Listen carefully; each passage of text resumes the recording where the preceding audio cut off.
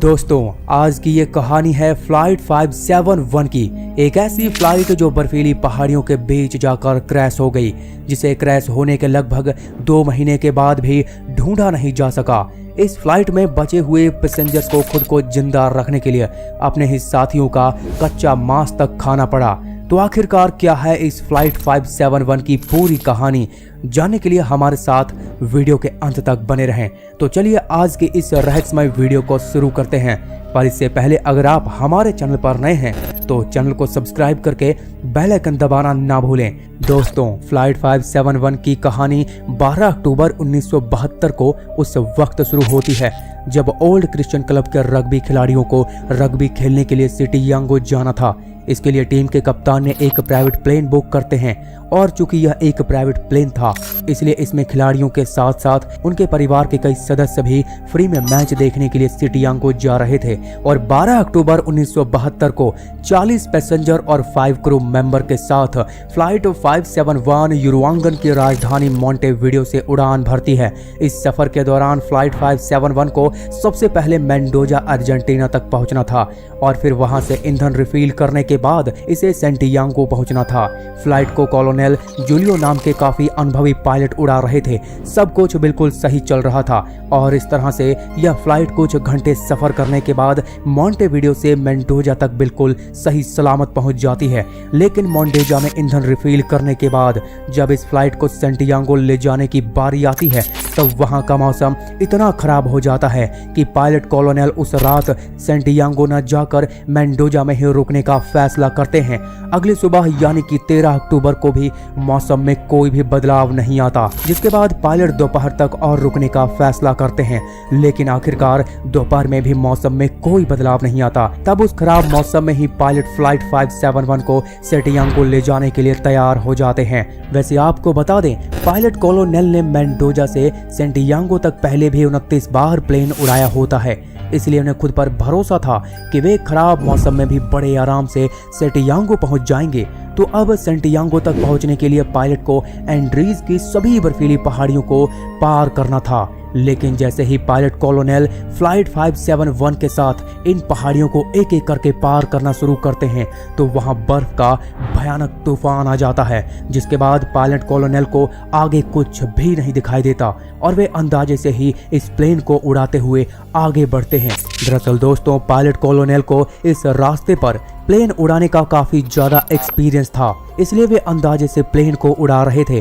और इस तरह से कुछ घंटे तक प्लेन उड़ने के बाद जब पायलट को अपने अंदाजे से ये लगता है कि वे सैंटियागो एयरपोर्ट के पास पहुंच गए हैं तो वे सैंटियागो एयरपोर्ट से कांटेक्ट करके उनसे लैंडिंग की परमिशन ले लेते हैं। लेकिन असल में पायलट इस बात से बिल्कुल अनजान थे कि उनका प्लेन अभी भी एंड्रीज की पर्वतों के ऊपर ही उड़ रहा था और इसलिए वे प्लेन को अंदाजन लैंड करवाने के लिए 11,500 फीट के एल्टीट्यूड पर लेकर आते हैं और फिर लैंडिंग की पोजीशन बनाते हुए नीचे की तरफ बढ़ने लगते हैं। लेकिन तभी उन्हें अचानक से सामने की तरफ एक धुंधली सी लेकिन एक बड़ी चट्टान नजर आती है। पायलट बिल्कुल घबरा जाते हैं और प्लेन के यक्कों को झटके से ऊपर की तरफ खींच लेते हैं, जिससे प्लेन हवा में बिल्कुल वर्टिकल उड़ने लगता है। ऐसी सिचुएशन में प्लेन की स्पीड बिल्कुल कम हो जाती है और अब प्लेन को लिफ्ट मिलना बंद हो जाता है, जिसकी वजह से प्लेन बिल्कुल तेजी के साथ नीचे की तरफ गिरने लगता है। आखिरकार प्लेन पहाड़ी से टकराकर क्रैश हो जाता है और पायलट की तुरंत मौत हो जाती है। ऐसी सिचुएशन में प्लेन का टेल उड़ चुका था और कॉकपिट लगभग पूरी तरह से बर्बाद हो चुका था। इस प्लेन क्रैश में कुल 45 लोगों में से सिर्फ 33 लोग ही जिंदा बच पाए थे और उनमें से भी कई लोग बहुत बुरी तरह घायल हो गए थे। प्लेन में 2 मेडिकल स्टूडेंट भी मौजूद थे जो खुद जख्मी होते हुए भी फर्स्ट स्टैंड किट की मदद से दूसरे ज्यादा जख्मी लोगों की मदद करने लगे थे। इस प्लेन में मौजूद नांदो नाम के इंसान को सिर पर ऐसी चोट लगती है कि वो कोमा में चला जाता है। कुल मिलाकर प्लेन में जिंदा बचे सभी लोग थोड़े बहुत जख्मी जरूर होते हैं। उधर रेस्क्यू टीम भी कई सारे प्लेन्स के साथ जल्दी से जल्दी फ्लाइट 571 की खोज में निकल जाती है, लेकिन सफेद बर्फ में सफेद प्लेन को ढूंढ पाना उनके लिए पॉसिबल नहीं हो पा रहा था और इस तरह से देखते ही देखते हादसे का पहला दिन बीत जाता है। दूसरी तरफ सभी घायल पैसेंजर्स ने किसी तरह से एक रात बर्फीली पहाड़ियों में गुजारी और अगले दिन भूख लगने पर प्लेन्स में पड़े थोड़े बहुत नाश्ते के सामान से अपना गुजारा किया। अगले दिन 11 प्लेन के साथ रेस्क्यू टीम वहां दोबारा आई। इस बार पैसेंजर ने अपने लगेज को बाहर निकालकर बर्फ पर बिछा दिया ताकि रेस्क्यू टीम उन्हें ऊपर से देख सके, लेकिन इस बार भी रेस्क्यू टीम उन्हें नहीं देख पाई।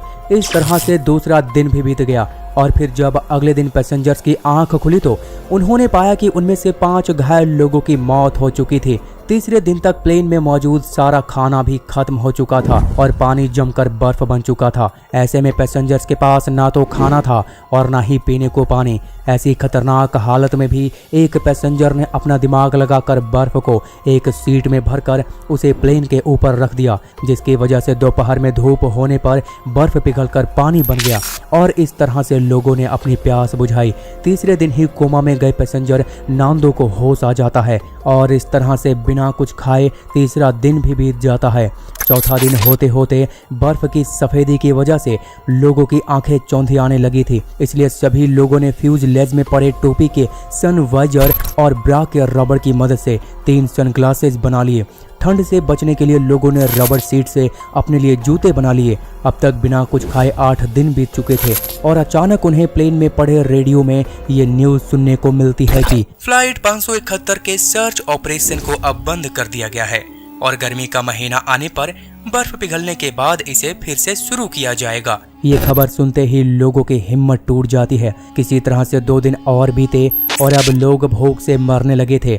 ऐसे में कुछ लोगों ने मिलकर यह फैसला किया कि अब वे अपने मरे हुए दोस्तों के मांस को खाकर जिंदा रहेंगे और अपने बचने का रास्ता ढूंढेंगे। लेकिन जो लोग ऐसा करने की हिम्मत नहीं कर पाए, आने वाले 2 दिनों में भूख से उनकी मौत हो गई। ये सब देखने के बाद नांदो समेत 4 लोग मिलकर ये फैसला करते हैं कि अब वे फ्यूजलेज में रहना छोड़कर पश्चिम के तरफ की पहाड़ियों को पार करके गांव में मदद लेने के लिए जाएंगे। लेकिन उनके लिए बिल्कुल भी आसान नहीं था क्योंकि पहाड़ी उनसे काफ़ी दूर थी। लेकिन फिर भी बिना हिम्मत हारे ये चारों लोग सनग्लासेज, रबड़ के जूते, कुछ गर्म कपड़े और कुछ मांस के टुकड़े लेकर इस मुश्किल सफ़र पर निकल पड़ते हैं। और कुछ दूर जाने के बाद इन्हें प्लेन का टूटा हुआ टेल का हिस्सा मिलता है, जिसमें लोगों के सामान के साथ साथ शराब, सिगरेट, लाइटर और कुछ खाने का सामान भी मिलता है। ये लोग बड़ी खुशी से आग जलाते हैं और उस रात सुकून से सो जाते हैं। अगली सुबह ये अपना सफर फिर से शुरू करते हैं।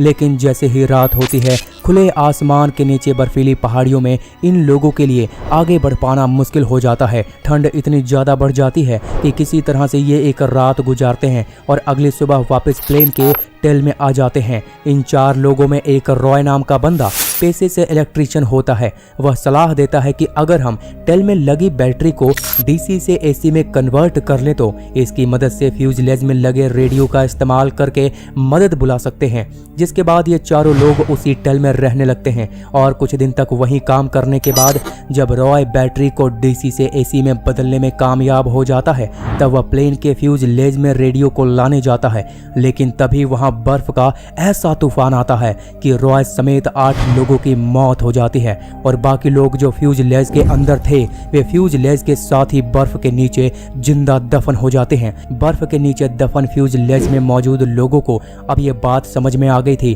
कि जैसे ही फ्यूजलेज की ऑक्सीजन खत्म होगी वे मारे जाएंगे। इसलिए ये सभी पैसेंजर्स साथ मिलकर 3 दिनों तक बर्फ की खुदाई करते हैं और भूख लगने पर अपने ही दोस्तों का मांस खाते रहे। उधर नांदो और बाकी 2 लोग लगातार 10 दिनों तक पहाड़ी चढ़ते रहे और रात में सोने के लिए ये प्लेन के टेल में मिले गर्म कपड़ों का इस्तेमाल करते रहे। आखिरकार 10 दिनों के बाद ये एक नदी के पास पहुंच जाते हैं, जिसके दूसरी तरफ उन्हें कुछ लोग दिखाई देते हैं। नांदो इशारे से उनसे मदद मांगता है, जिसके बाद वे लोग जैसे ही नांदो के पास पहुंचते हैं तो नांदो उन्हें सारी आपबीती सुनाता है।